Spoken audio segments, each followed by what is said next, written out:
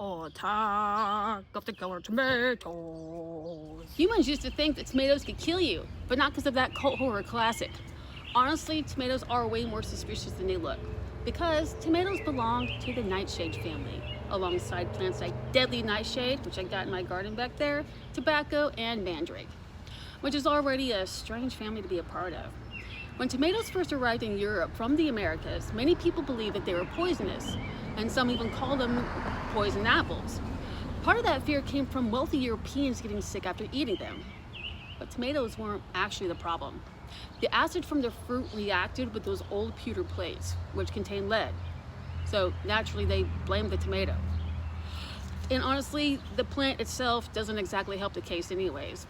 Tomato vines are fuzzy, sticky, strong smelling, strangely pungent. And the leaves have this sharp, green, almost bitter scent. They barely smell edible, but botanically, vegetables are fruits. I think we've all heard of that. Culturally, humans decided they were vegetables. And somehow that feels very tomato. And heirloom tomatoes look even stranger. I've got a Brandywine heirloom right here.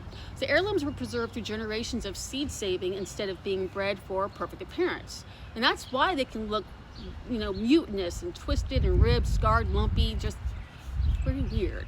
They got names like Cherokee Purple, Black Krim, and Green Zebra for those reasons. It's like somebody invented them from a wizard garden. But despite being feared, tomatoes became one of the most important food plants in the world.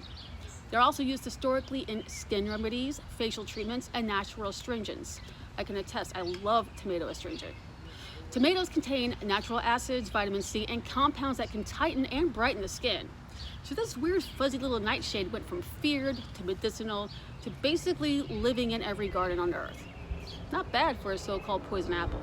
Naturally, any plant that contains a lot of nutrients is going to require a lot of nutrients in its soil. That's why I have here garden soil and compost mixed in there. Plus I sprayed it with some organic liquid bat guano. Good for the soil, good for the plants, plus it's just fun to say. You're going to want to give this as much light, much sun as you can. And you don't want to overwater these guys. Thank you all you new subscribers, and please join me next time for the plant that went from ancient Roman bath perfume to Victorian keep the ghosts and moths out of my closet energy in a single purple sigh. See ya.